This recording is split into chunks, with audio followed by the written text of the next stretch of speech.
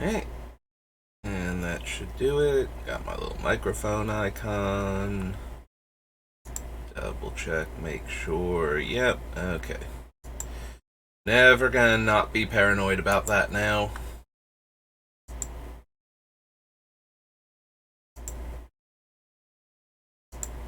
Just all of those. I can see both of them on the screen. Okay, we should be good. Alright, Myrkul, Part 7, and we are starting from Fallen Empires. Started from Dragon's Maze the other day, starting from Fallen Empires today, because I like to start with the worst set, and then build up, I guess? Let's go with that. Let's say that's the reason why I'm doing that. And it's not just coincidental. 2 damage, no. 1-2 counter, no. Damage prevention and life gain, no. Basil Thrall's mildly interesting because it's cheaper than. It's like blood something. I forget what it is now. It's like the other one's like black and 2 for a 2/2 that you can sack for 2 black mana. So it is tap. So the turn we cast Basil Thrall, we can't use it. The turn after that, though, excuse me, we can sack the Basil Thrall, bring him back as the enchantment, and sack him again. For 4 black mana. I don't know that that's good enough. I'll consider it. We'll keep going for right now. Makes O1s. Prevents damage. Draw 2, put a card from our hand on top. Stone, no. Cube, no. Darylor, no. Nope. No to the Praetor. Nope. Nope. No. No. No.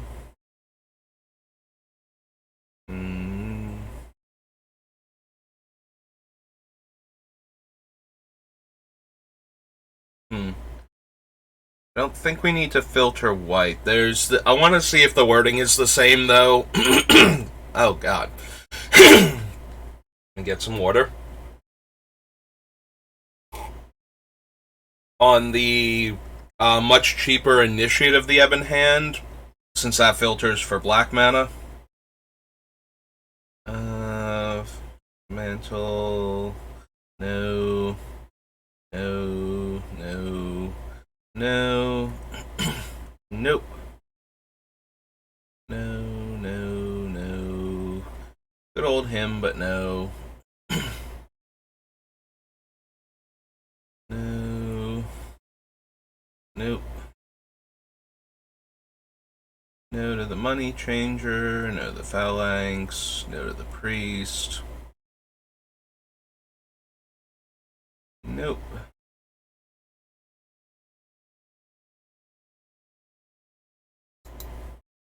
And that would be pretty impressive if it weren't a 1/1 back in the day, giving all the creatures in the band first strike. I mean, that basically just turns into a very giant, angry first strike creature that's nearly impossible to kill in combat, even if you do survive the first strike damage. So, alright, so Initiates is pay 1, add a black mana to your mana pool, play this ability as an interrupt. If more than 3 was spent in this way during one turn, bury Initiates of the Ebon Hand at end of turn. Double check that. End step.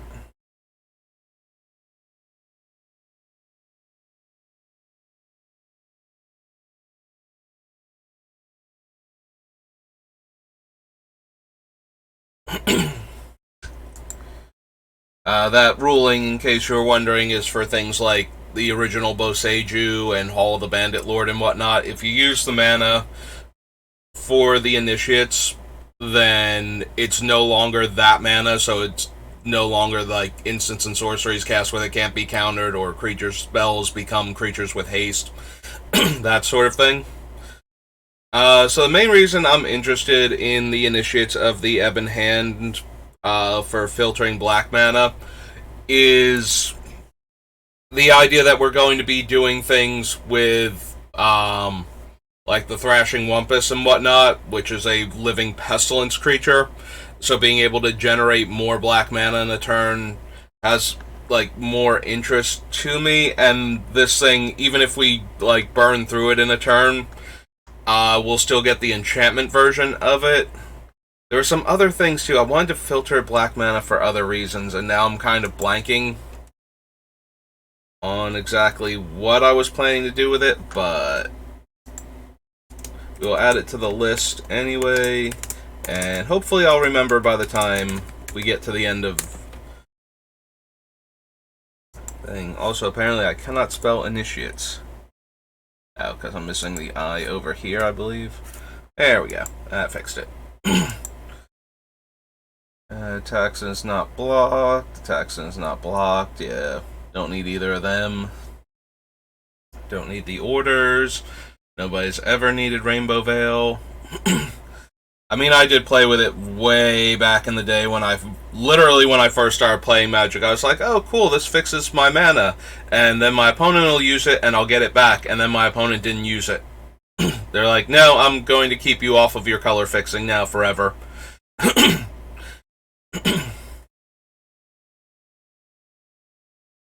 Soul Exchange, Spirit Shield, Spore Flower.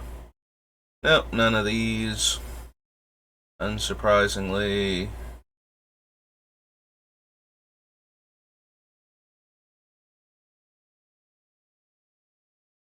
Thorn Thallid. Thrall Champion, Thrall Retainer, Wizard,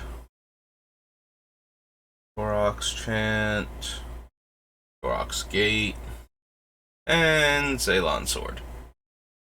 Yeah, I did not think so. Okay. So that was Fallen Empires. And that brings us to Fate Reforged.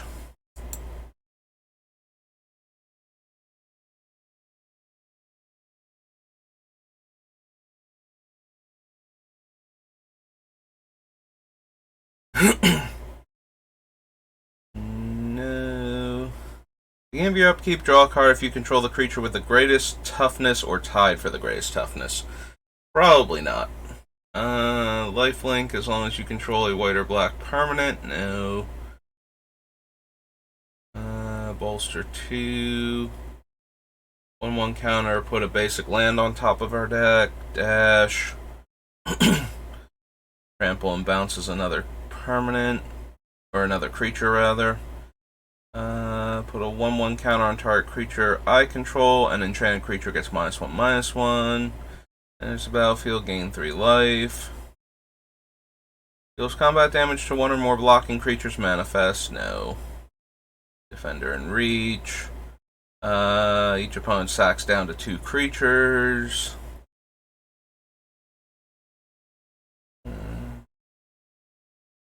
First strike, no. Can't be blocked. Yeah, no. Can't run Horde Chief.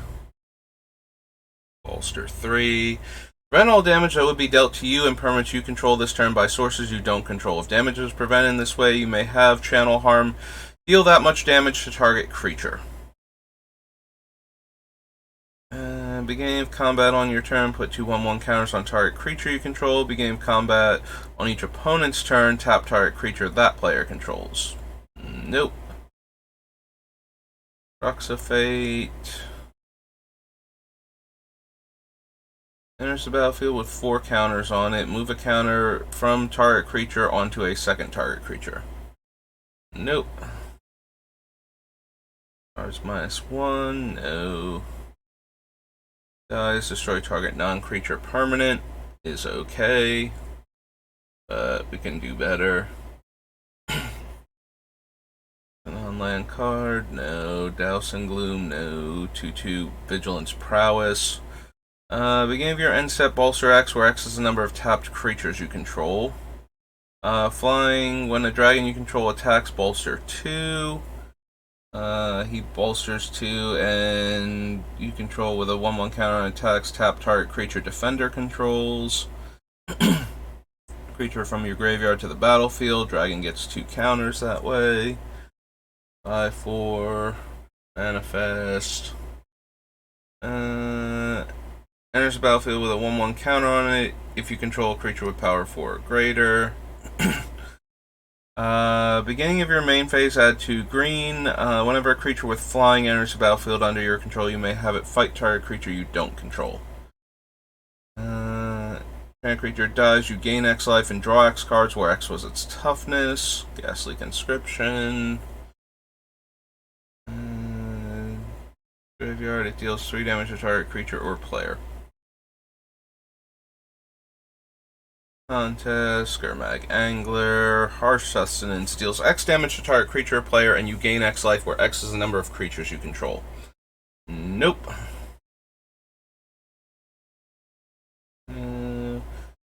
Bolster 2, no.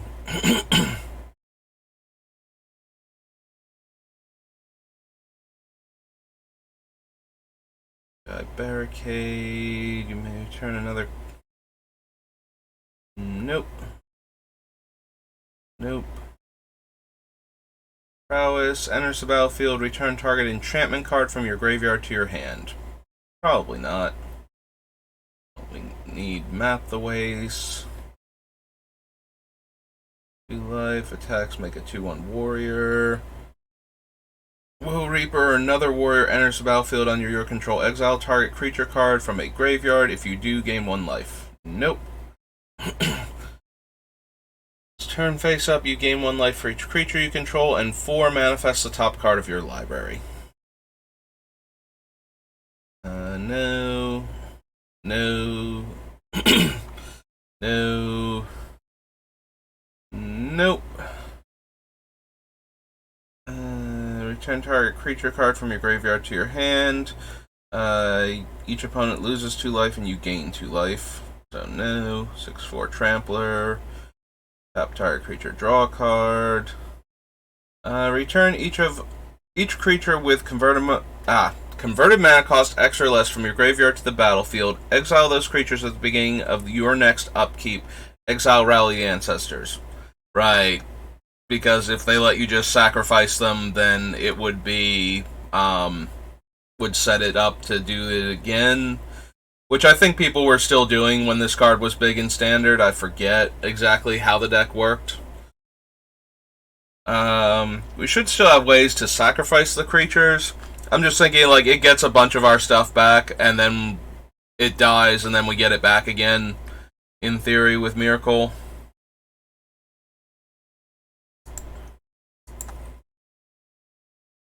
So, possibly. So we'll add it to the list.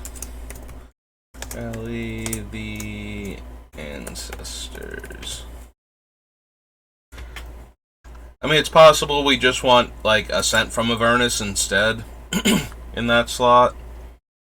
I don't think we wrote down Ascent because I was more focused on turning everything into an enchantment the first time, but it is good to have ways to get back stuff, so that way when it becomes an enchantment, if it didn't become an enchantment the first time, we get another, stab at doing that.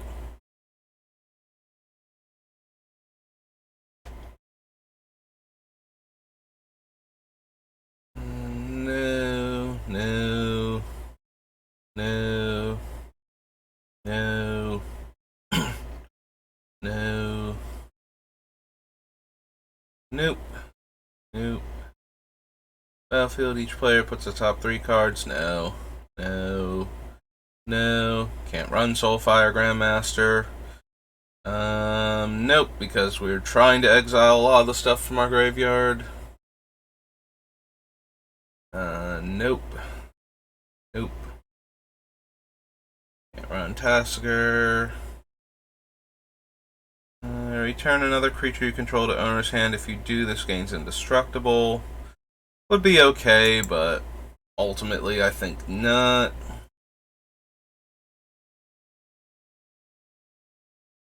No. Hyugen. No. Combat damage to a player. If you control a blue or red permanent, you may discard a card if you do draw a card. Well, we will literally never have a blue or red permanent unless something has gone very weird. Like we've stolen one of our opponent's creatures or something.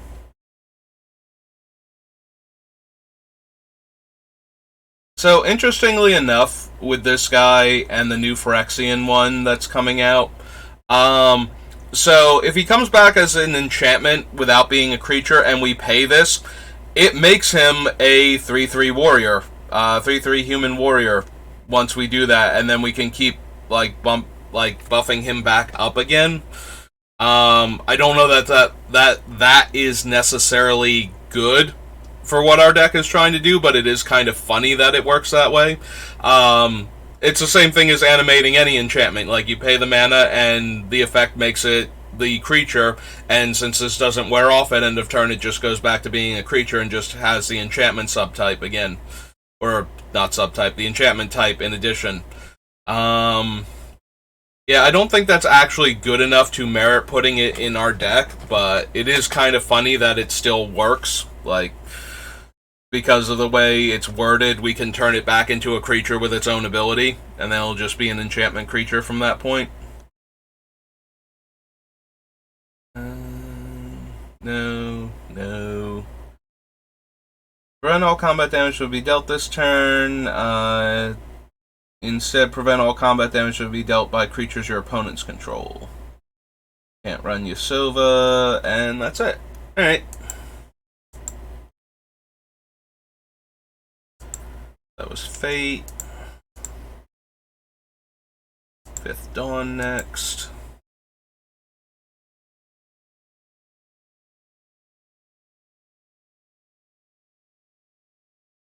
It's okay, you can search for it. I won't yell at you. There we go, you did it. Good job. Gain 5 life, prevent 5 damage, entwine both. I don't need all suns. Gain 3 life. 2/6 reach. Yeah, we don't need any of the modular artifact creatures. Deals damage to target attacking creature equal to the number of equipment you control. Turn target artifact card with CMC 1 or less. Attach target equipment you control to target creature you control. Avarice Totem and target non-land permanent.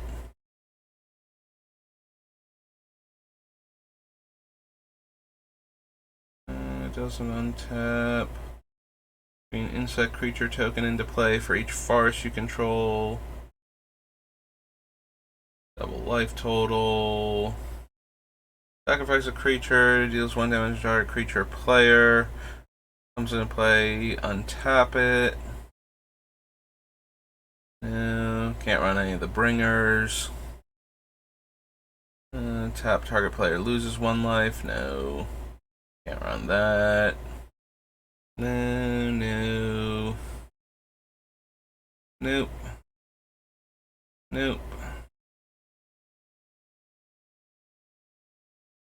Graveyard on the bottom of your library and draw a card. No.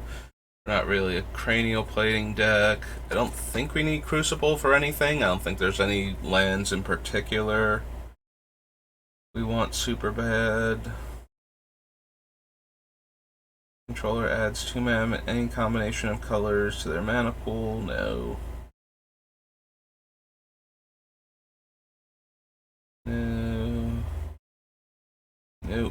Nope. Double the amount of mana in our mana pool. No. Whenever a player plays a spell, you lose 1 life. Nope. No. Nope.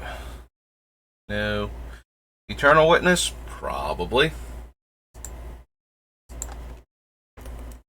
Yep, 5th Dawn. Eternal Witness. Attacking creatures gain trample, +4/+4. 1/1 unblockable, deals combat damage to a player, remove a counter from a permanent. Discard 2 cards. Scry 2. Can't run fists. No. Source mana. 1 damage to our creature player, then sacrifice the cannon. Put the top 3 cards. Artifact comes into play. You may untap. No. Tapped. No. No. Deals damage to target creature or player equal to number of charge counters on it. Helm. Horned Helm. No. Lands you control have tap, add 1 mana of any color. Probably not. Also, probably don't need Croc Clan Ironworks. I think we're gonna be. If we could sacrifice enchantments to it, you know, if there was a Croc Clan Ironworks for enchantments, I would be way more interested in that. Top card, right. It's Lantern.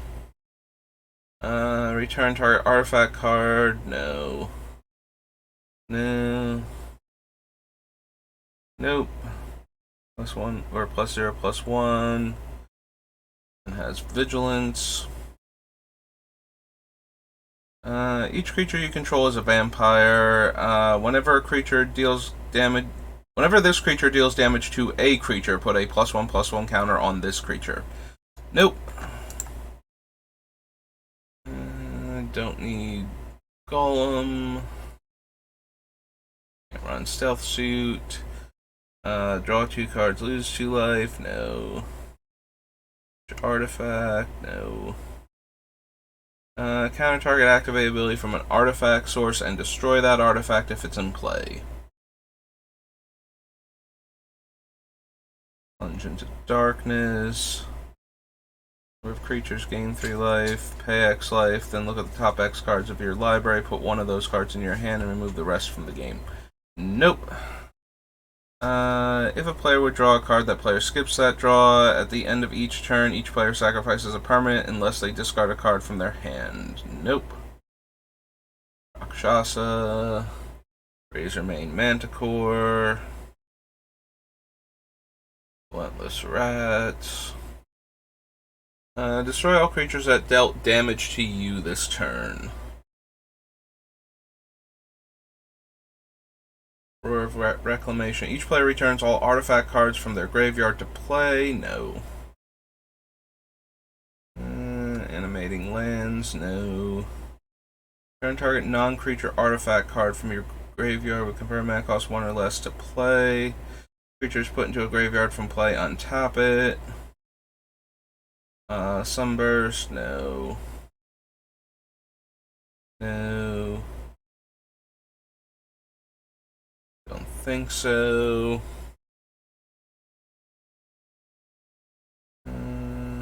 Deals 2 damage to that player unless they have exactly 3 or 4. No. Doesn't cause it to tap. Double strike. Nope. No to all of these. Sparring colors red, technically.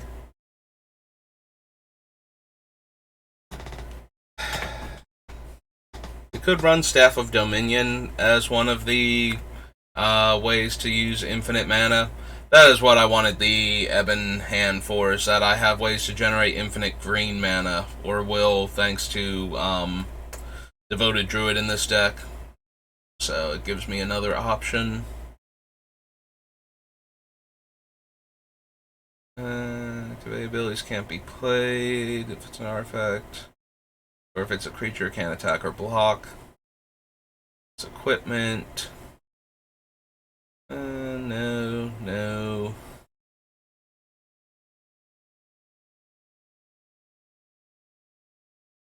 No, no. Nope.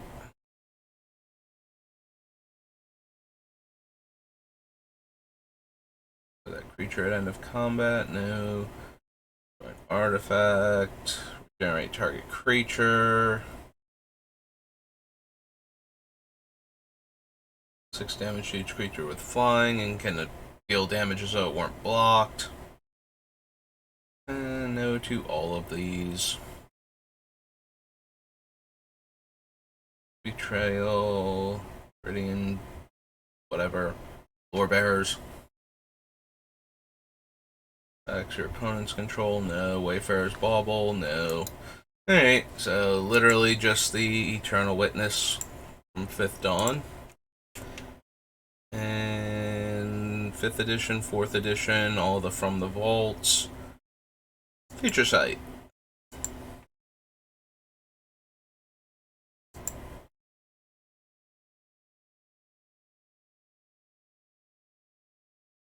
Alright, don't think we need a Chroma's Memorial. Flash Convoke, flying.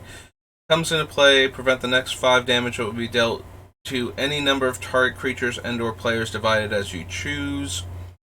Gain 4 life on the upkeep. Target player discards 2 cards. Aven Mind Sensor. Do we want the Aven Mind Sensor around? Like, just to stop opponents from doing stuff while we're setting up? Do we need it?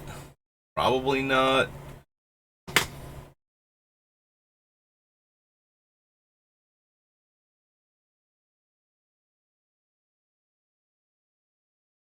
Don't need Barren Glory. Don't think we need any of the Grandeur creatures. +1/+1 and Trample, yeah. That or that. Is tapped. Creature spells you play cost 2 less. Chronomatic Escape. Comes in play. Choose artifact, creature, enchantment, instant, or sorcery. Spells of the chosen type cost 1 less to cast. There's Coalition Relic. Alright, so we are on Future Sight. And we will just add Coalition Relic. Cutthroat Eldal. It's a full evolution now. Cutthroat. Alright, Hellbent has Shadow. Don't need Salvage. Not running Garrison. Daybreak Coronet. Death Rattle. Flying Haste. Echo. Discard a card. Move 2 time counters from each permanent, each suspended card, or put 2 on each permanent, each suspended card. Autumn. Apocryphite. 3 1/1s. Has Transfigure. 8/0 Trampler. Frenzy 1. Ghostfire. Gibbering Descent.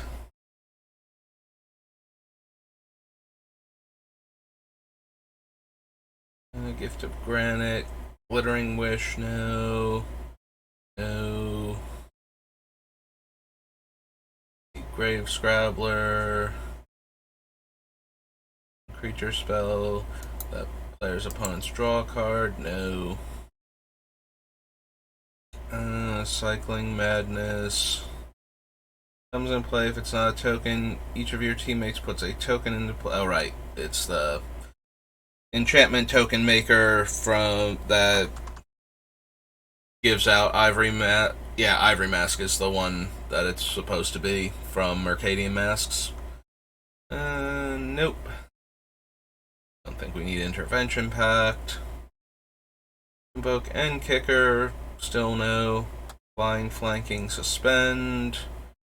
Don't need Core Lash. +3/+3 and gains Trample. Comes into play. Scry 2, reveal a top card. If it's a creature card, put it in your hand. Lalamore Elves. Is put into a graveyard from play. If it had no time counters on it, you may search your library for an enchantment card and put it into play. If you do, shuffle your library. Lost Hours, Lucid Luminid. For the longest time, I hated Lucid Luminid, or Limited. I'm kind of neutral on it now. Yeah, chair's creaky. My back's a bit sore, so I got the pad on it to try and soothe the muscles, so I'm leaning back in it.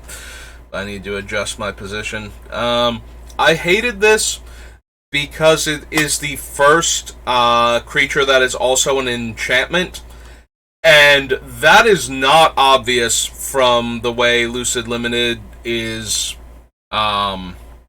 set up. So there's nothing about it that's an enchantment. I was more okay with this effect later on when we got the Nyxborn creatures in Theros Beyond Death. Primarily because at that point we had so many enchantment creatures that it didn't feel off to have a creature that was just an enchantment for the sake of being an enchantment and for having the Enchantment Matters theme in the set. But with Lucid Limited,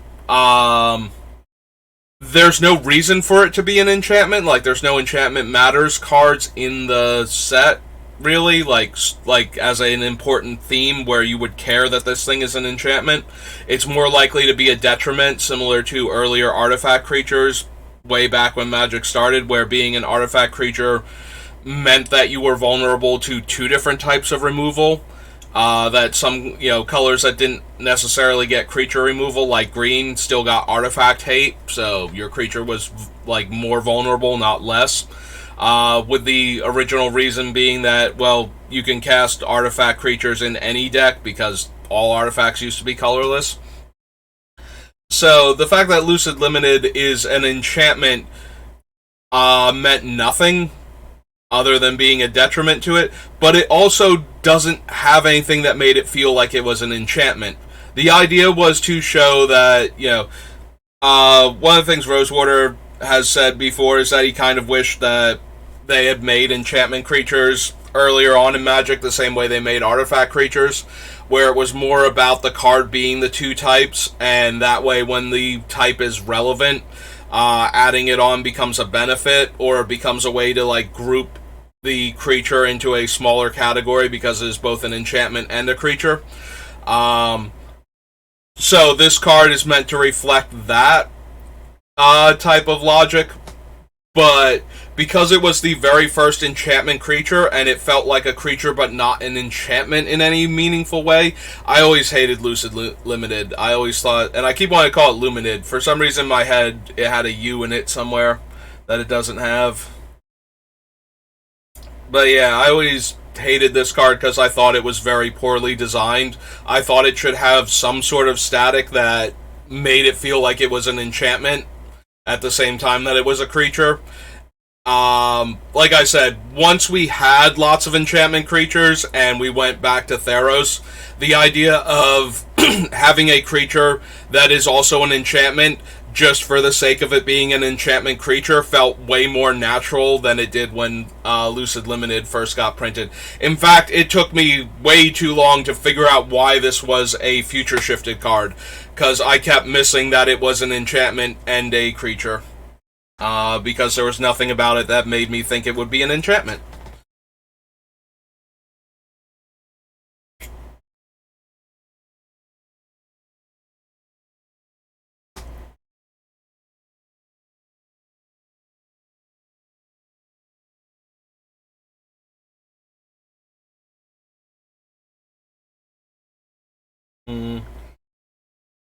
We could run Magus of the Abyss, because it will just turn into the Abyss if it dies. While our commander's out. And Myrkul can be indestructible. So Magus wouldn't necessarily kill Myrkul, and we don't mind killing our other stuff while Myrkul's online. So we could theoretically run Magus of the Abyss. I can add it, just in case we want it. I don't think we need the moat, though. Like, I wouldn't put the moat in this deck. And the fact that it's not, like, Magus of the Abyss kind of gets in because the drawback used to be that it will eventually kill itself, because you will run out of other creatures to kill, but now it killing itself isn't necessarily a bad thing in our deck, and it just becomes another copy of the Abyss. I don't know that we would necessarily run the Abyss in this deck, but we could.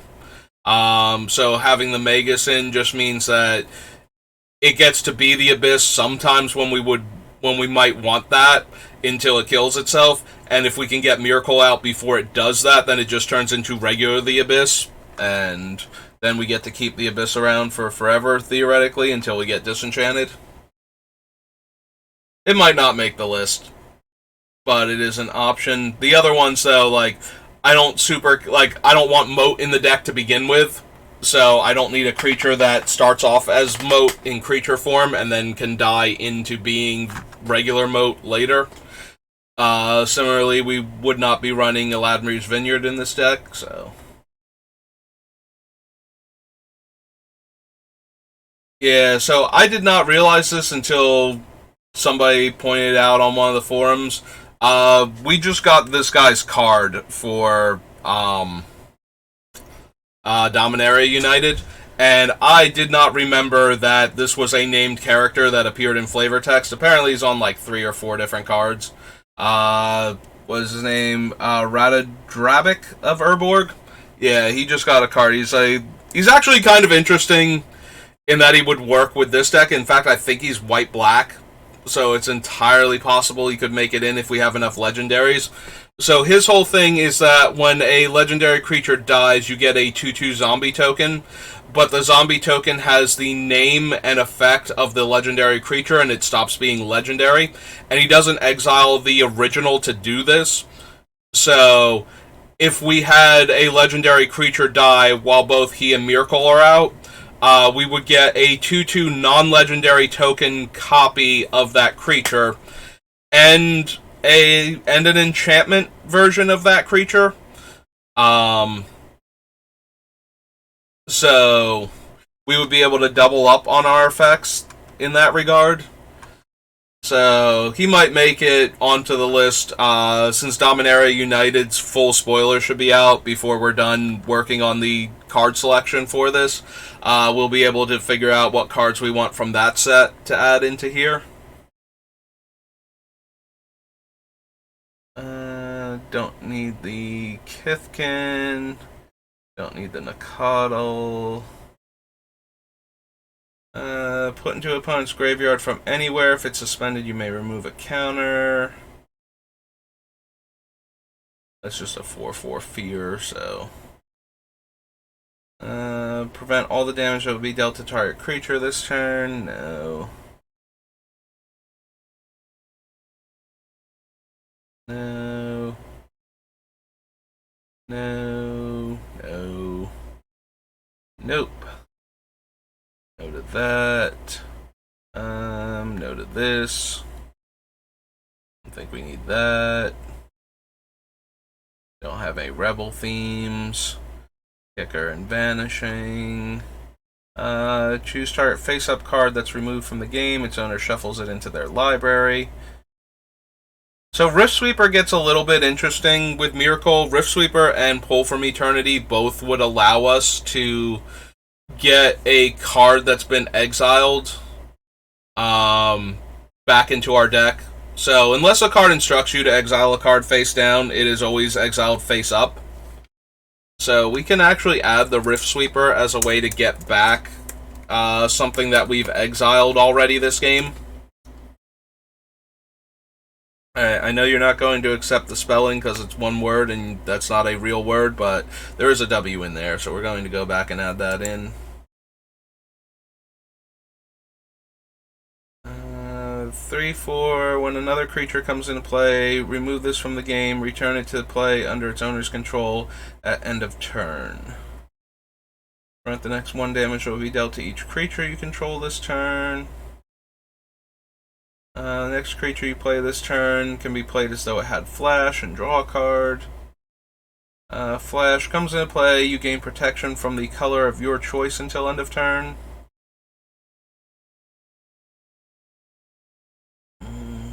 Don't think we need Spectre. Don't need to make 1/1 Festering Goblins. Slaughter Pact. Don't need Metallic Sliver. I could not think of the actual artificial sliver like the one from Tempest's name. Poisonous 3. Feathered Golem. Spells that target Spellwild Oof cost 2 less to play. Shadow and Forecast to give Shadow, right? Yeah. And Sporloth Ancient. Sprout Swarm, Street Wraith. Shadow deals combat damage to a player. Each player discards a card. Summoner's Pact. Sword of the Meek. Good old Tarmogoyf. Reach and Death Touch. 5/5 flyer with Delve. Makes mana. Yeah. Whenever you cast a spell, creatures you control can't be the target of spells or abilities your opponents control this turn. Gives out poison counters. Oh, hey, there's an enchantment with a tap activated ability.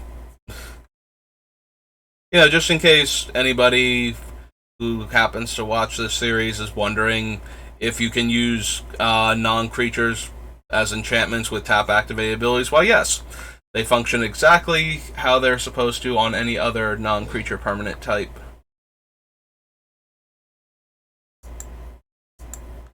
Alright, that was Future Sight.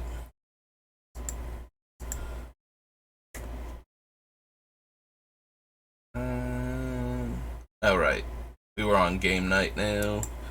We made it through. Oh, oops. That's gonna give me literally every red and blue card ever. You can stop loading the page now, Magic. We don't. That was a bit too much. So G for game night. So there's only going to be 3 unique cards in each of these that we can even look at. And I think we've seen a couple of them because they got reprinted in some of the more recent Commander sets. Okay, so there's one. Spell costs 1 less for each opponent you have. Trample. Enters the battlefield. Each player searches their library for 2 basic lands, puts them onto the battlefield, then shuffles. So no to that. So we just need the white one and the black one.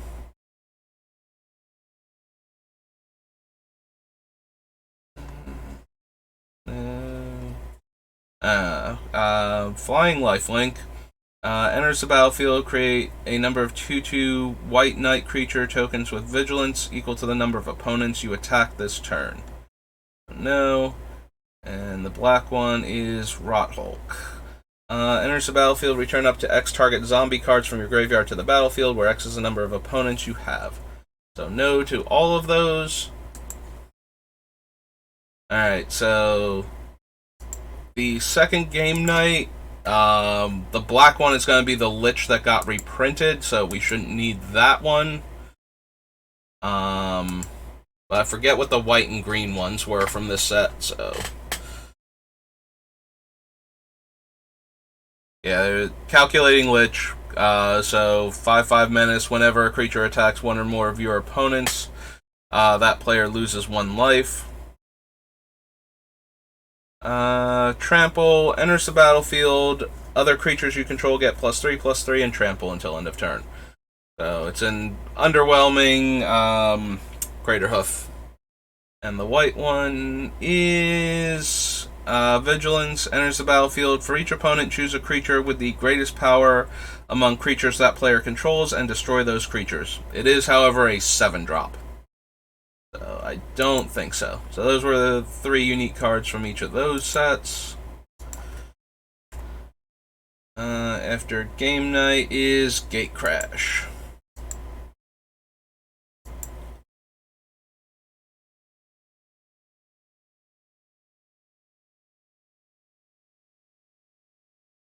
Holmesby's. Target creature enchantment. Beginning of each combat, choose First Strike, Vigilance, Lifelink. Creatures you control gain the ability until end of turn. No to Balustrade. Fender and Extort. Flying and Extort. Oops. Beckoning Apparition. Blind Obedience.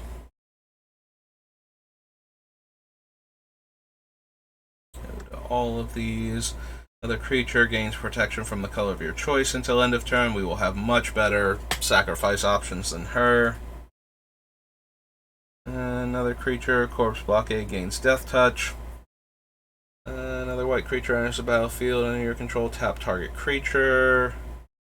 Reach and Evolve. Trample and gives trample to creatures with counters on it. Cryptghast has Extort, and whenever you tap a swamp for mana, you get an extra black. We could be running Urborg, We might also be running Yavimaya for that matter, just because we want to be able to generate all the colors that we need for this deck. Although there will be more options for everything being swamps than there will be forests, because of cards like Cryptghast. I doubt we'll be running like Cabal Coffers and whatnot, but we could. I don't know that we care enough for Cryptghast. I might still add it anyway. So this is Gatecrash. Oops. Cryptghast. Okay. Dies put a 1/1 white-black cleric token, which has 3, 4, 5, 6 mana. Tap, sacrifice it, bring the angel back. Death's Approach, Debtor's Pulpit, Devour Flesh, Disciple, Dutiful Thrall, Dying Wish, Executioner's Swing, Experiment 1. Beginning of your upkeep, put a 1/1 counter on enchanted creature. Battalion, at least 2 other creatures attack. Creatures you control gain indestructible. Sacrifice medic, counter target spell with X in its mana cost unless its controller pays 3. Yeah, I doubt we would actually catch anybody with this, so with the medic's second ability, if we have Myrkul out, we could force them to pay 6, and they might not realize that, even if they were aware of Frontline Medic. But I doubt we would catch, somebody more than once ever with that. So it's probably not worth considering. So I was going back through, and I was adding the text to the cards that I pulled out, so that way, it makes it easier to look them up later. As you can see with, like, Death to the Deathless and whatnot. So that way I don't have to remember what every card I randomly chose does. I used to type that out while adding the cards to the list, but that was just unnecessarily long and boring, as you watch me type what we just read together. So now I do it off camera. So while looking at Gideon of the Trials, one second.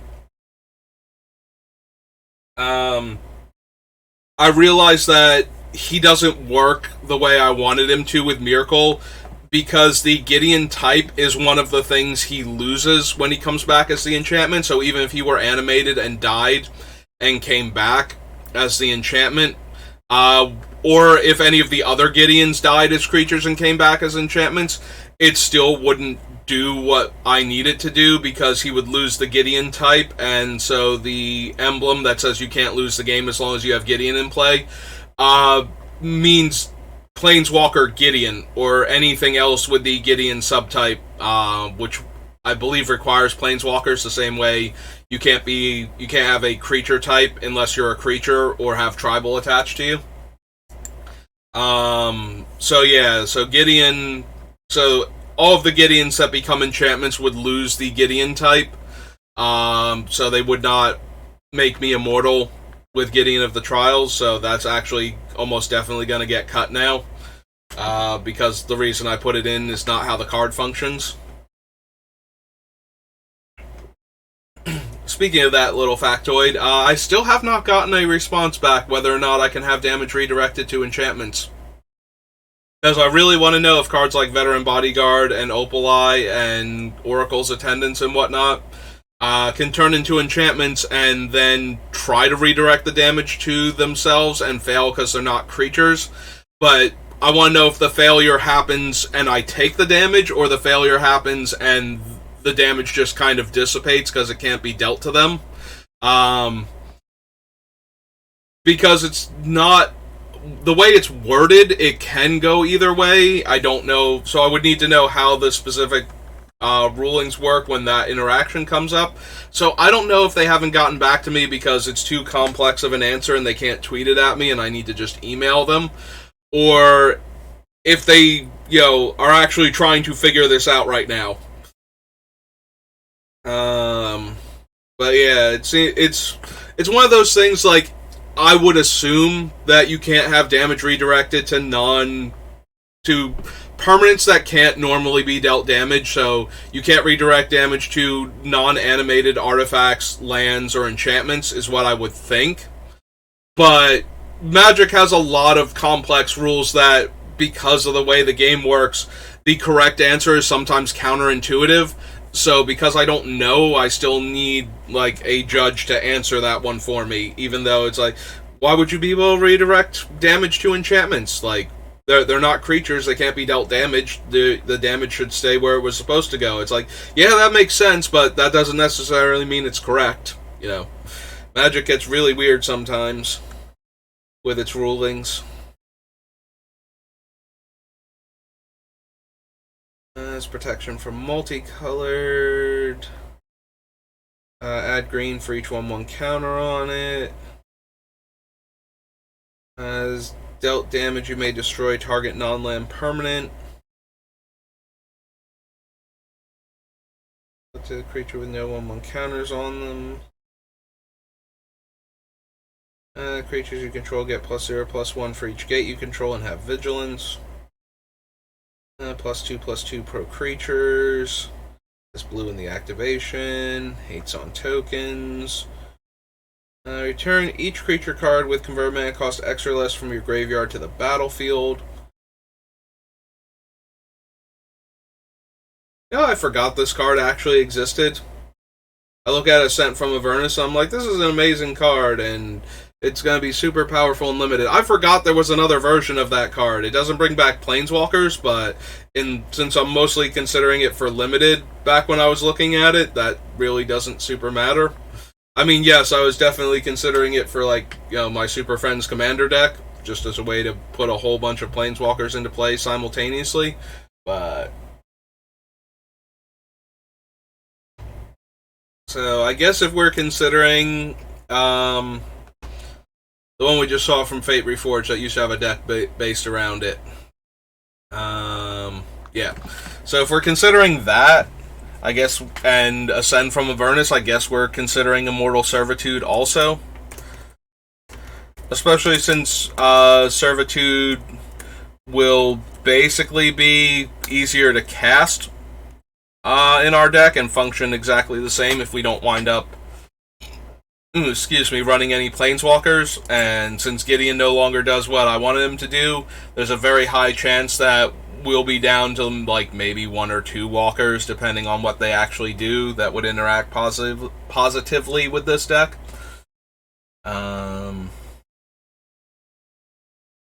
Extort, Vigilance and Extort, makes 2 2/2s. Deals combat damage to a player, exile the top 7 cards of that player's library, and put a creature card from among them onto the battlefield under my control. Nope.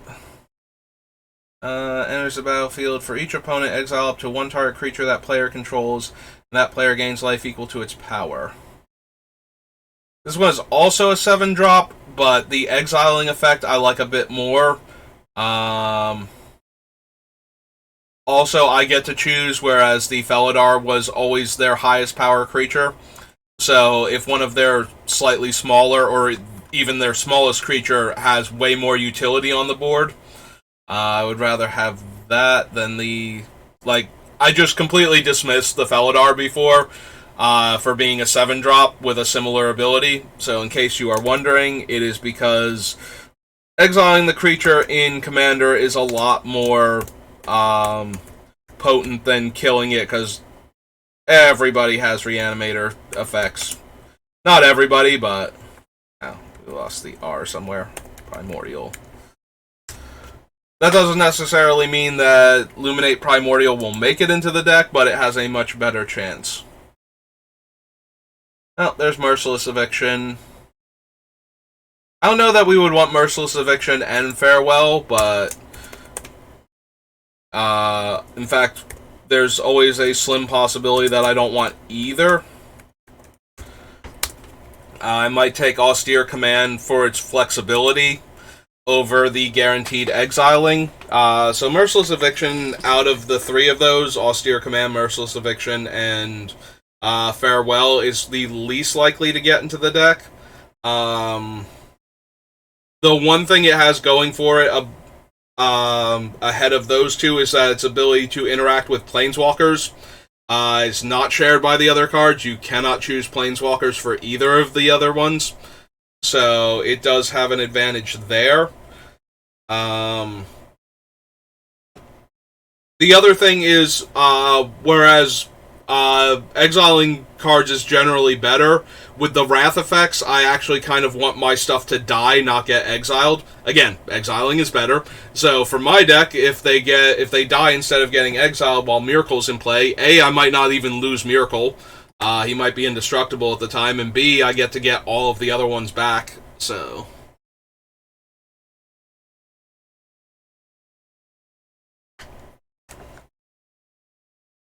return a creature from your graveyard to your hand and cipher. No. No. No, no. Nav Squad Commandos. It's +1/+1 until end of turn. Untap it. Enters the battlefield, target opponent loses 2 life and you gain 2 life. Beginning of your end step, you may exile them, then return to the battlefield under its owner's control. At the beginning of your next upkeep, it gains haste. Nope. Like, potent, but not anything that we're trying to do here. Another non-token creature dies, you get a 1/1 black creature token, and my creature tokens, or my rats, have Death Touch. Don't think that's necessary. Again, would be a good card for an Aristocrats build, because we're going to be losing a lot of our stuff. And when he dies, he would come back as an enchantment, so we would still have that effect on subsequent turns if we didn't win that turn, but yeah. Can't attack or block, activated abilities can't be activated, and beginning of your enchant players, that player loses 1 life. Ooze Flux, no. Return target creature you control and all R's you control attached to it to their owner's hands. Or destroy target creature and you lose life equal to its toughness. Or return target creature card with converted mana cost 1 or less from your graveyard to the battlefield. No. Life equal to that creature's power plus its toughness. No. Discards 2 cards, you gain 2 life. No. No. Go to Rust Beetle. Enters the battlefield, you get a creature from everybody's graveyard. Probably don't need that one. I did note in one of my other videos that if we steal our opponent's creatures, and then sacrifice them to our effects, we will get token copies and exile their creature cards. So that is not nothing, to get a bunch of creatures from our opponents that we could then later turn into enchantments on top of that with Myrkul, but we're only going to have so much room for high casting cost cards. I need them, like, we can get cheaper reanimate cards. I'm more concerned with things that stabilize our board at 7 mana or win us the game. So, you know, big mass removal spells, giant creatures that mass remove, yeah, that type of thing. You know, so something that's either going to stabilize our board or win us the game at 7 mana, as opposed to really cool effect. Unless the effect is really, really, really cool, then maybe. Sylvan Primordial is banned. Thespian Stage, I don't think we need that. Counter from a non-land permanent, no thank you. Extort attacks, you may return an artifact, creature, or enchantment card from your graveyard to your hand. Undercity Informant, Undercity Plague. 1/1 that makes a 4/4 flyer. Extort and enters the battlefield, pay any amount of life, target opponent reveals that many cards from their hand, you choose one of them and they exile it. Target creature gains lifelink. Whenever you gain life this turn, each opponent loses that much life. So another one that goes infinite with our Sanguine Bond, so I'm going to avoid that. Also, it's target creature.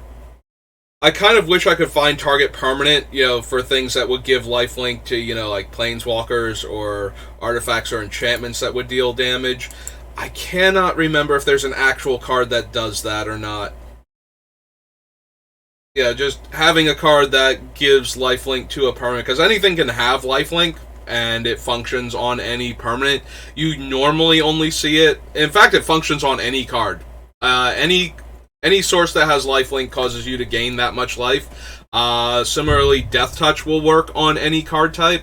If the card itself is not the source of the damage, then it doesn't matter if it gains Death Touch or lifelink. But yeah, like burn spells having lifelink or Death Touch function normally. Enchantments that have effects that deal damage to players or creatures, will gain you the life or destroy the creature. So it is entirely possible to add those keywords. Normally you only see them on creatures.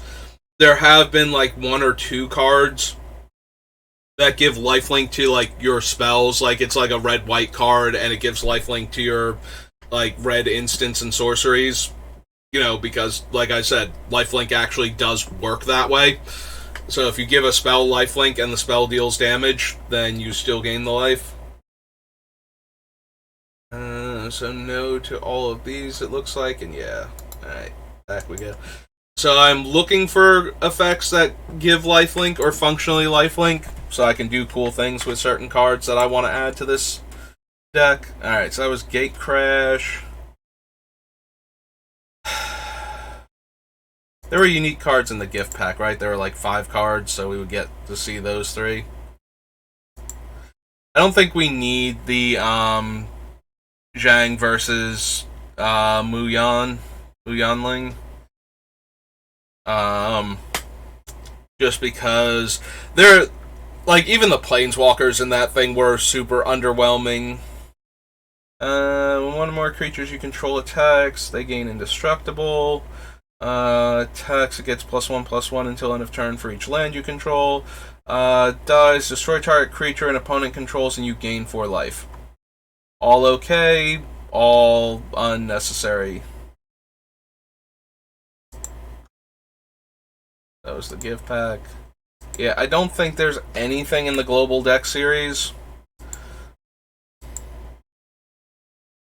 I've been very frustrated with the global deck series because I collect foreign language foil planeswalkers, specifically like the, any of the Asian languages that use any variant on, any of this. I think kanji is just Japanese, so I don't want to, but any of them that use that type of script for their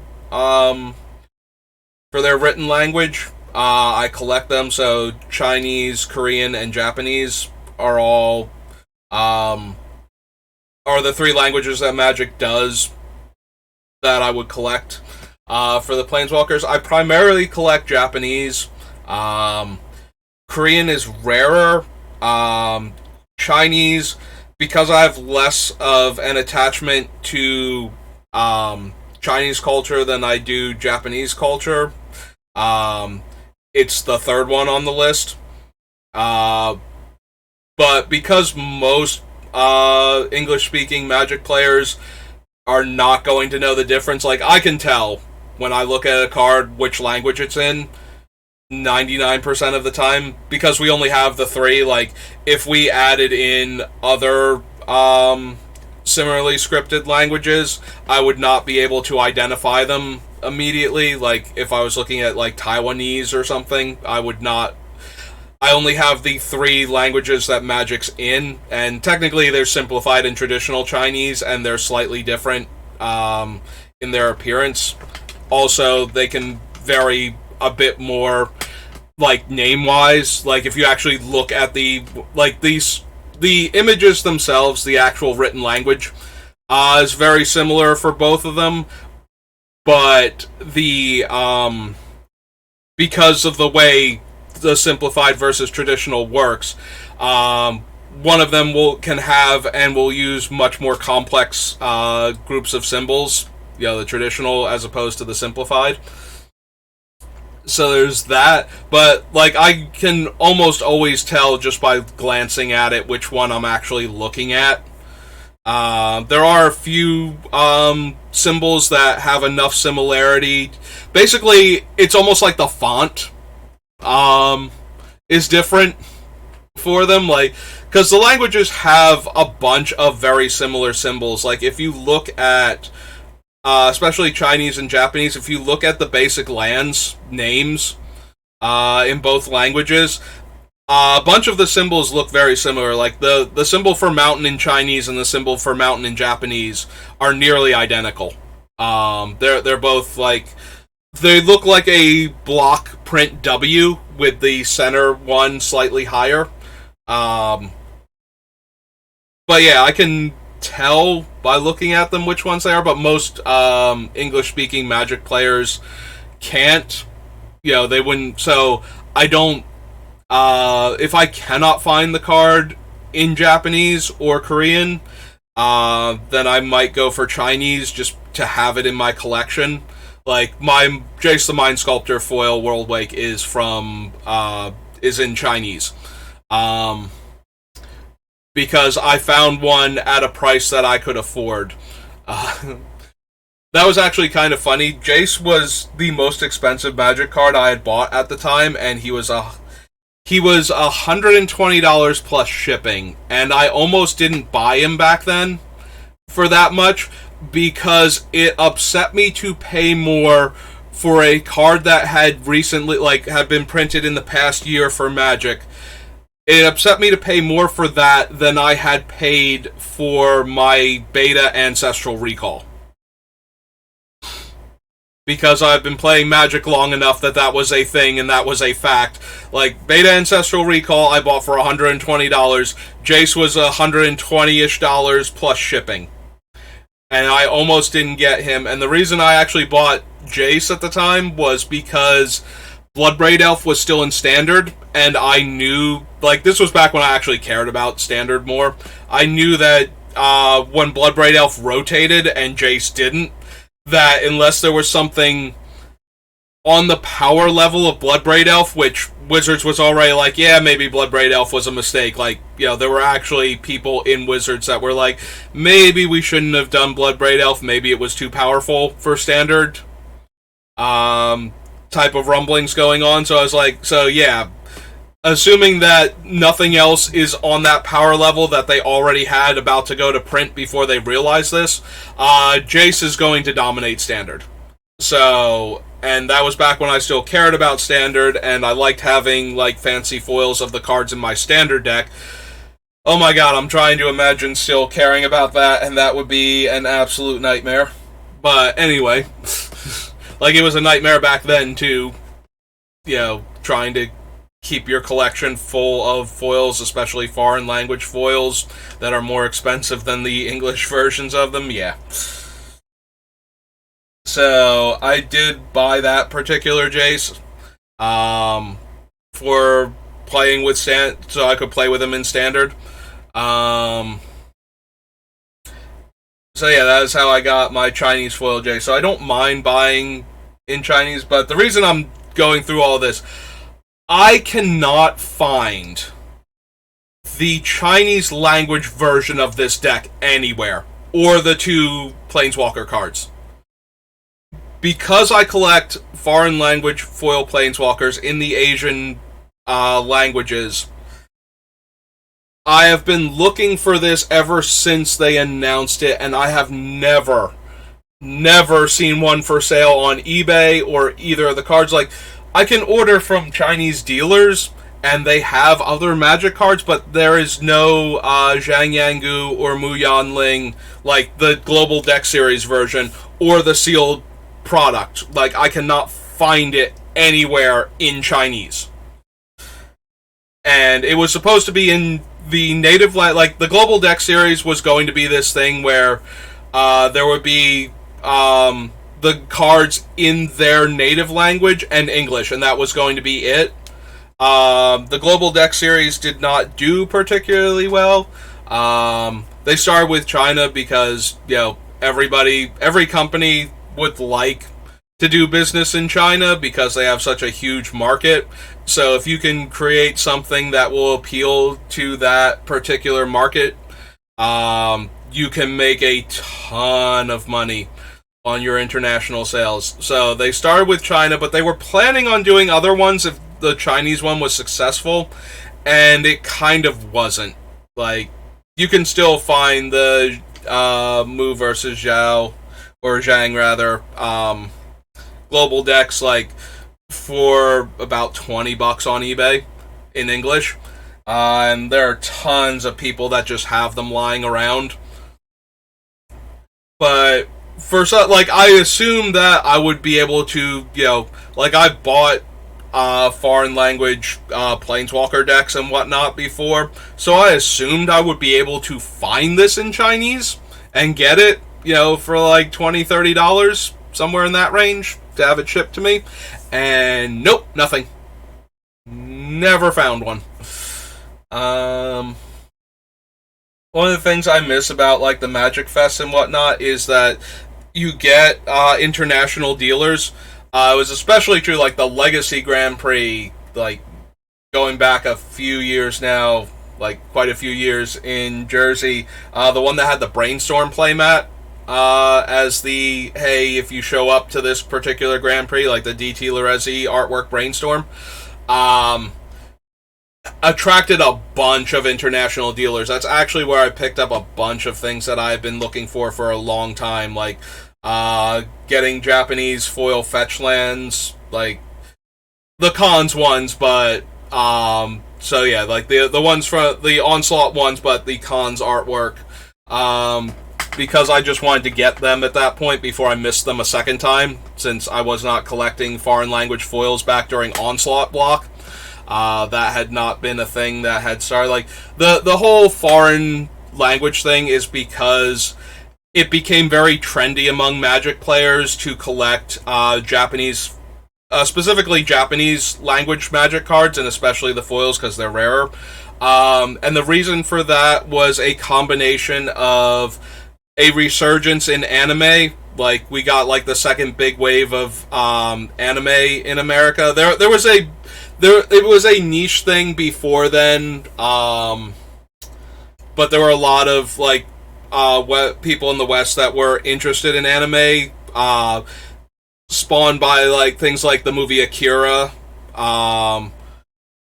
and like early things like the earlier Gundam shows, Dragon Ball and Dragon Ball Z, Sailor Moon.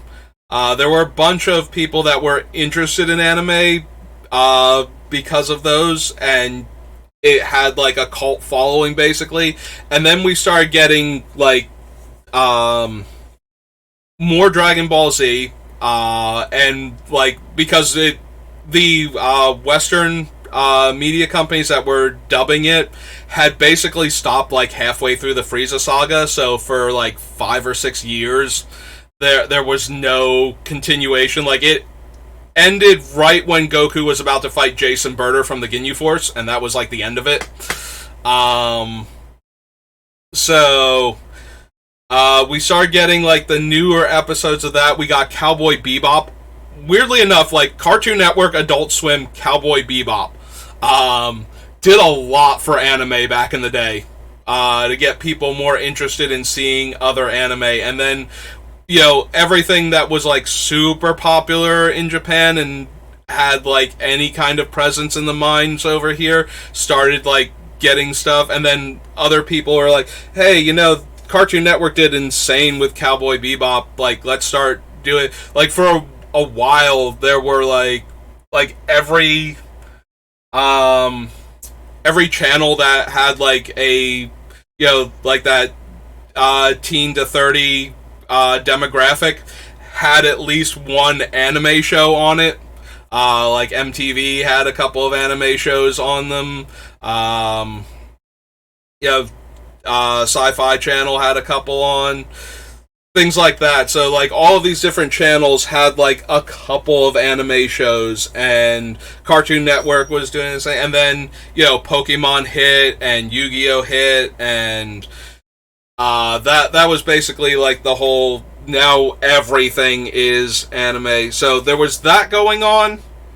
So anime had become like a mainstream thing, but then you also had the Japanese player base in like the Japanese player base for Magic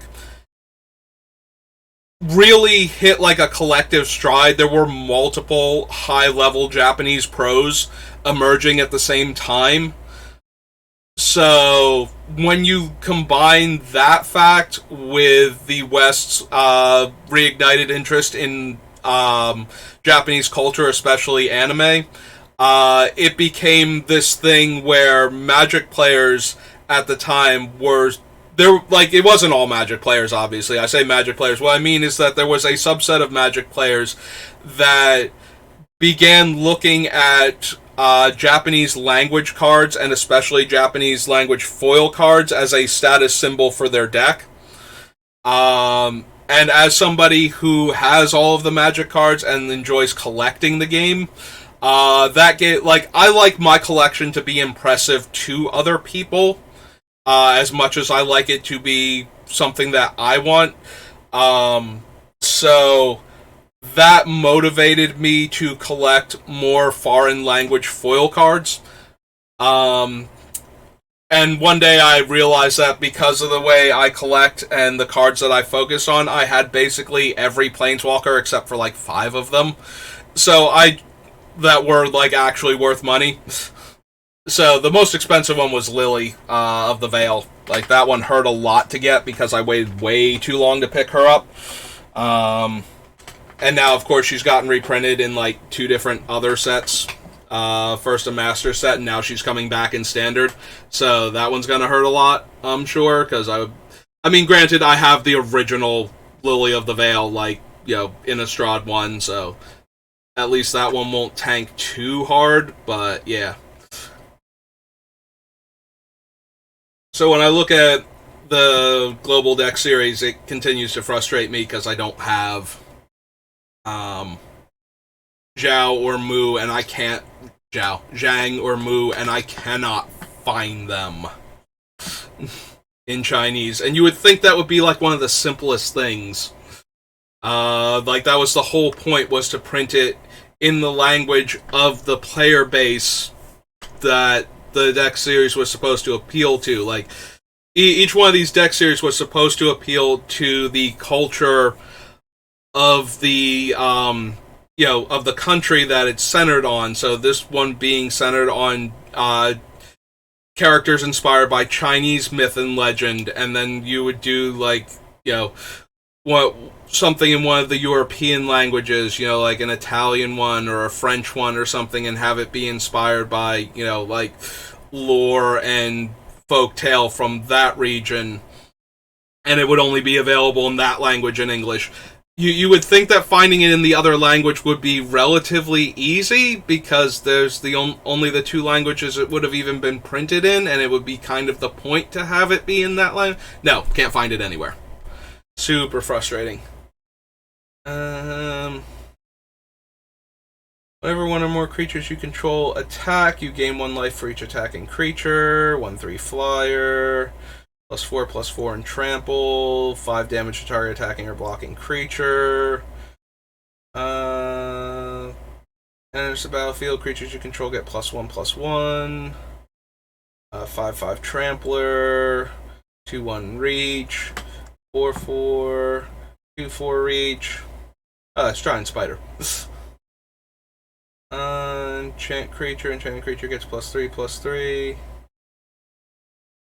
Flying attacks, another target attacking creature gains flying. I think the biggest problem with this set is that all of them are like super underwhelming. Like, Zhang and Mu are not particularly good. Notice also that Zhang does not have the appropriate wording for a lot of... So, normally a Planeswalker will say up to 1 when they target, especially with their +1. Because that's how you add loyalty, and they don't want you to not be able to add loyalty when you don't have a creature in play. Zhang does not have up to 1. Its target creature gets +2/+2. So if there is no creature in play, Zhang can't plus. Unless he's been errated, but as far as I know, we're going to double check him. Yeah. So he is the only planeswalker that has a plus loyalty ability with a target that is not up to one target.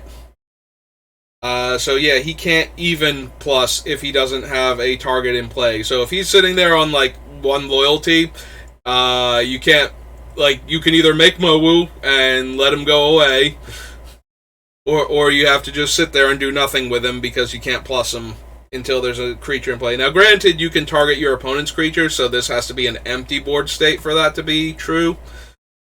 But it is something that they normally try to avoid with the wording on Planeswalkers.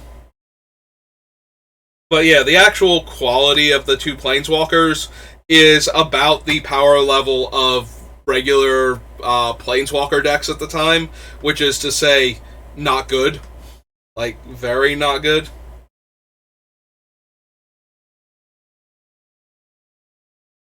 So yeah, I think that is the primary reason why we didn't get any more after this. Is because these things are just very underwhelming.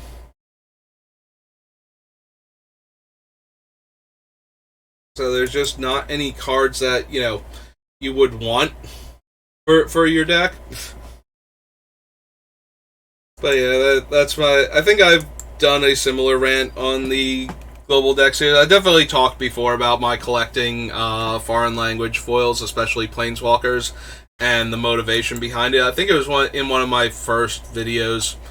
So if you have never heard that, that is my reason for collecting, is because other people thought it was cool. And I like my collection to be impressive to other people as well as, you know, myself. Global Deck Series, Guild Kits, Guild Pact, and Guilds of Ravnica. So Guild Pact first.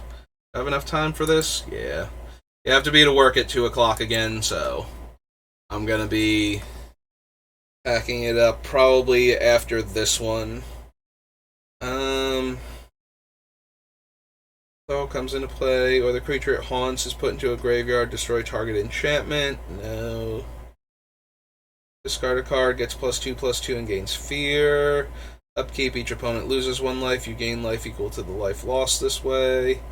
Let's go to Old Angel of Despair. Then play destroy target permanent. I don't know that we're going to have enough room for her. She's what, a 7-drop?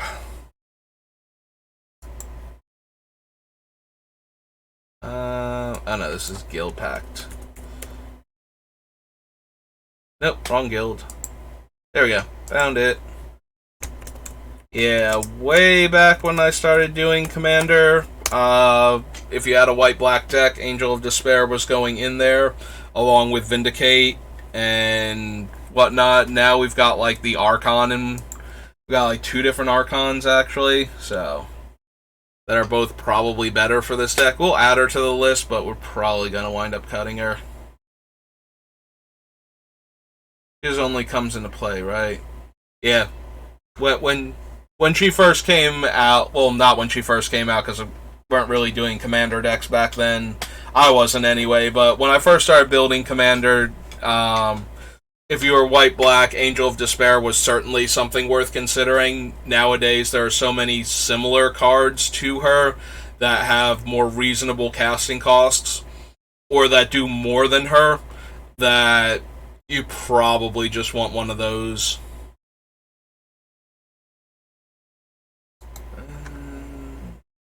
Don't think we want any of these. Flying Haunt comes in, player dies, make 2 1/1 bats. Benediction of the Moons is god awful horrible. Attacks, remove the top card of your library from the game. If it's a creature, gets +X/+Y.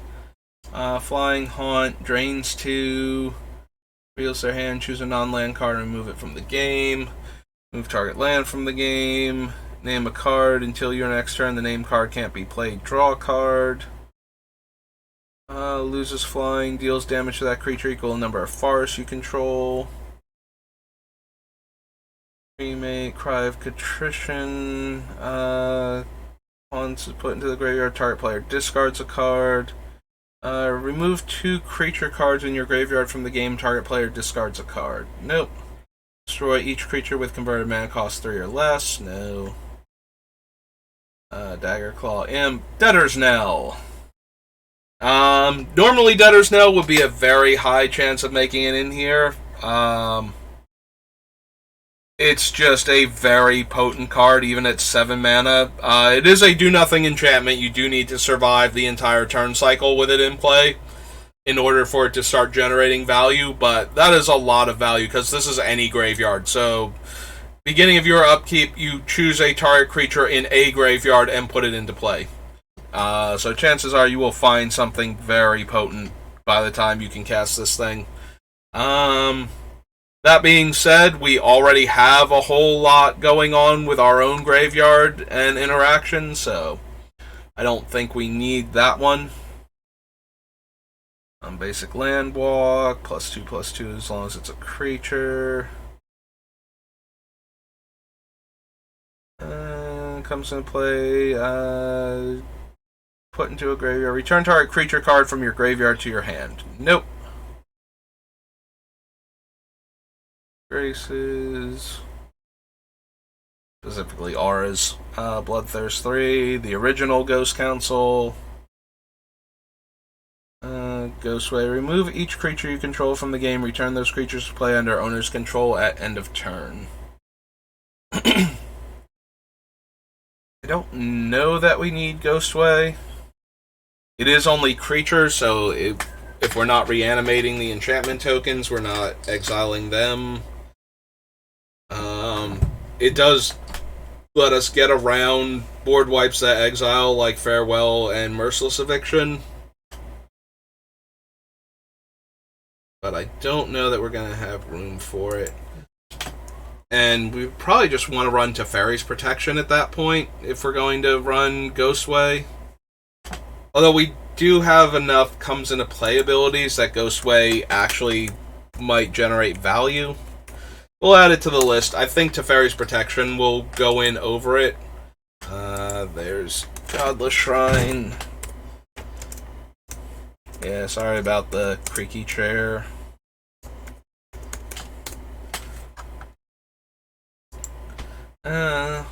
Flying Haunt. What does it do? Each other creature becomes 1/1 until end of turn. Nope.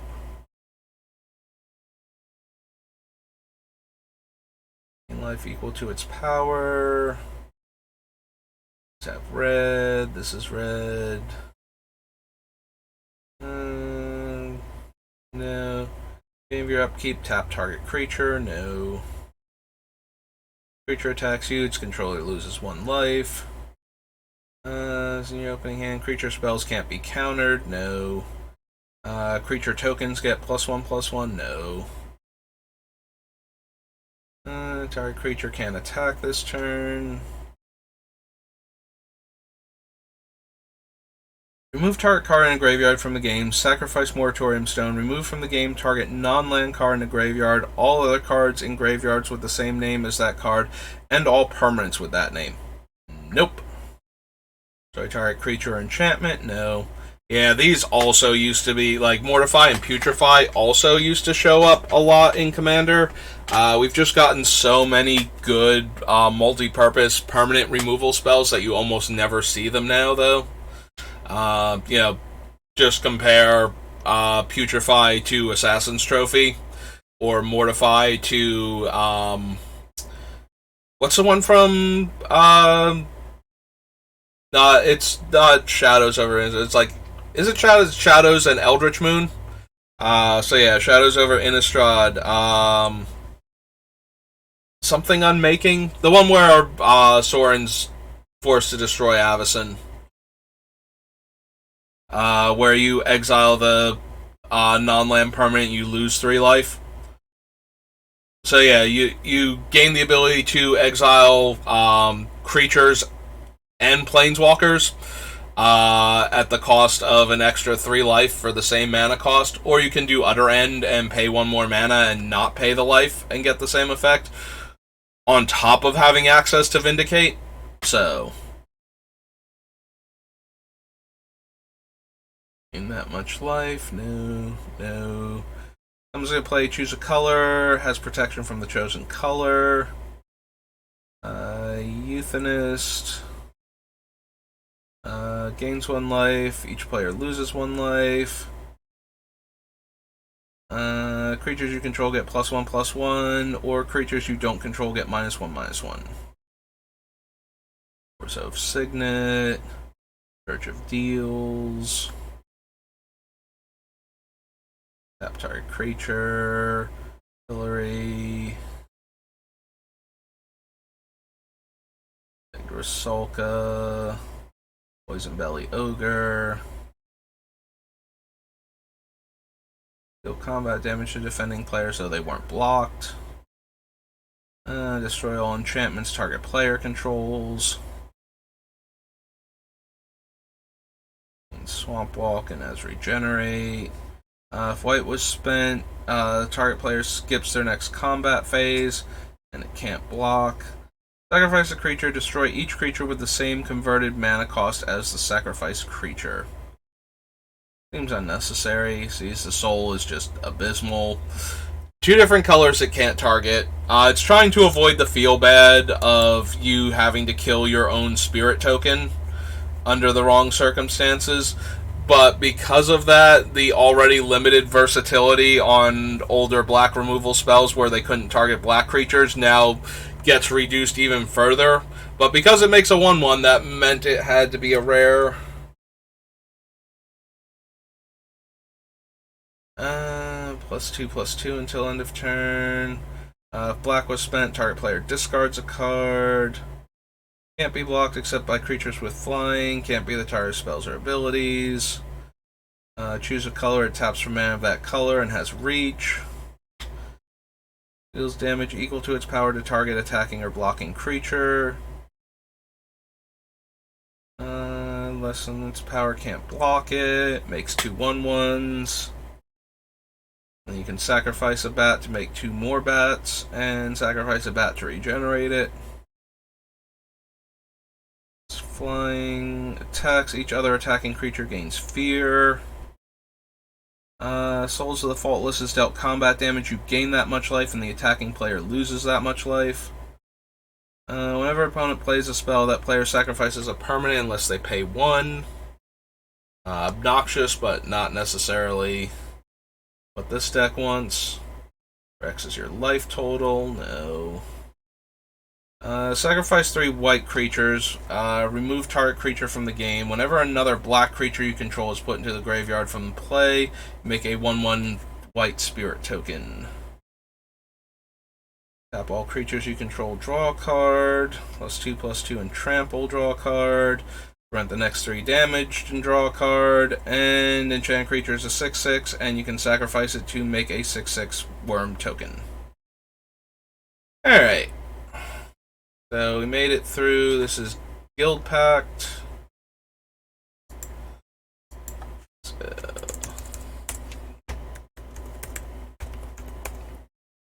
we're good in that regard. Alright, so that's going to do it for today.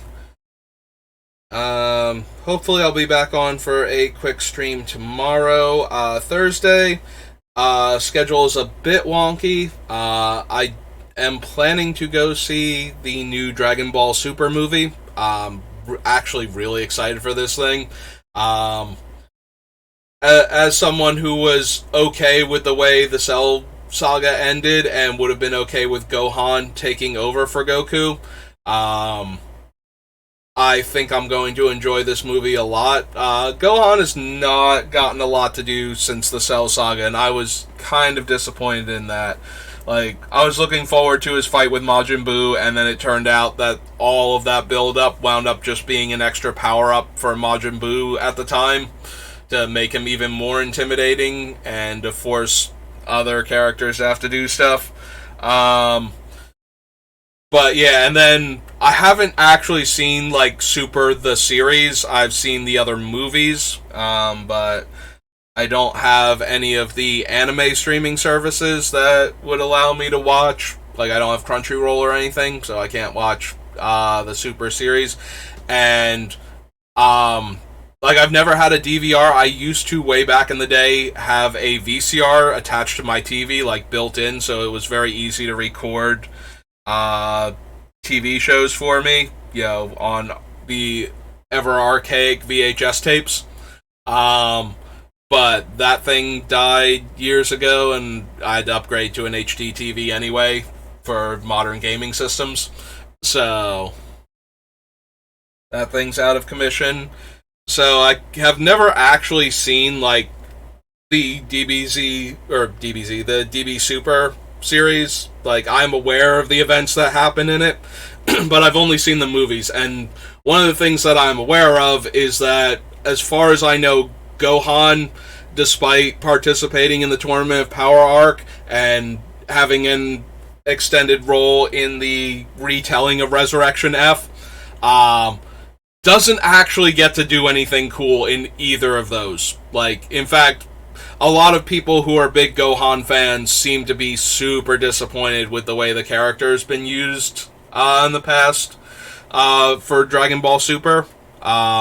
So having him get a movie that focuses on him and lets him be the hero again, I am very excited for that. Like, I really want to see this movie, and I'm so glad that people that I follow on social media, follow is an awkward word because I almost never follow anybody. People on social media whose posts I pay attention to, who have strong opinions about the Dragon Ball franchise. I've seen nothing but positive responses from them. I've been trying to avoid any spoilers, though. Like, I have theories about what's going to happen during the movie. But so far, I haven't seen anything that confirms or denies certain things happening. Excuse me. So I'm very interested to see, like, what, if anything, I get right and wrong, just based on, you know, the trailers and what I know about the series, what I'm expecting. So I'm very interested to see this. I saw, what was it, Battle of the Gods and Resurrection F on, like, the small screen. I did get to see Broly in theaters, though, and that one was actually very pleasantly surprising.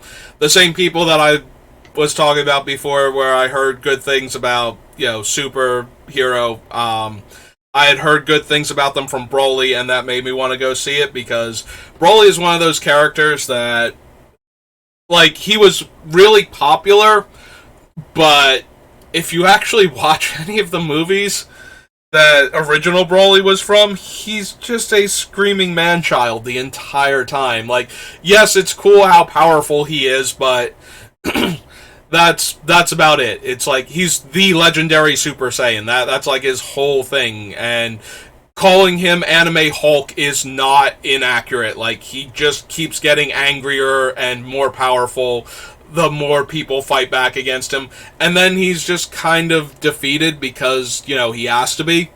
And then he comes back, and that's one of the few times Gohan gets to do anything, is like the movie where he fights Broly the second time. And then Bio Broly was just, oh my god, that was terrible. Not that either of the other two Broly movies were great, but that one was even less impressive. And if Broly had any cred going into this, like him being turned into a slime monster with his hair, you know, as they attempted to make a new Broly, and getting defeated by Trunks and Goten, like Kid Trunks and Goten and Android 18, yeah, that kind of shredded any last threat level that Broly had. So, to see them bring him into canon and into Super, and do a great job with him, like, I came out of Dragon Ball Super Broly with more appreciation for the character than I had ever had for him as a DBZ fan. Like, I was genuinely surprised that with the, like, Toriyama does stuff with his characters for the movies, but he doesn't, like, that's usually somebody else doing most of it, and him just having some, like, input in, like, character design and general story notes, and then he goes back to working on the, like, the manga, so that there's more story to be adapted later on. Like, all the movies are non-canon filler arc things. So, to have Broly be canon, and to have, you know, actual attention paid to him, like, make him a character instead of an angry, screaming force of nature, you know, give him a realistic motivation instead of crying, like, Goku crying as a baby upset him, so now when he encounters Goku when he's an adult, he, like, berserker rages when he realizes it's Goku, like, realizes it's Kakarot. Yeah, like, to give Broly actual characterization and character development and make him a likable character. Also, the movie was surprisingly funny. Like, the jokes in that movie hit really well, and I like that. Like, taking Frieza and keeping him as a not relevant threat, but a threat nonetheless, and having his motivation be that he wants to be taller. Like, he's stealing the Dragon Balls for the same reason that the original leader of the Red Ribbon Army wanted them. But he wants people to think he's growing naturally, so he just wants to wish himself, like, 2 inches taller. And like, the henchman is like, you could stay in your other form then, where you're, like, super tall. It's like, no, I don't like that form.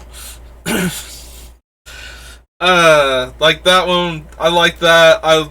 The part where, with Paragus, says, oh no, Broly, a stray energy blast, your father's dead!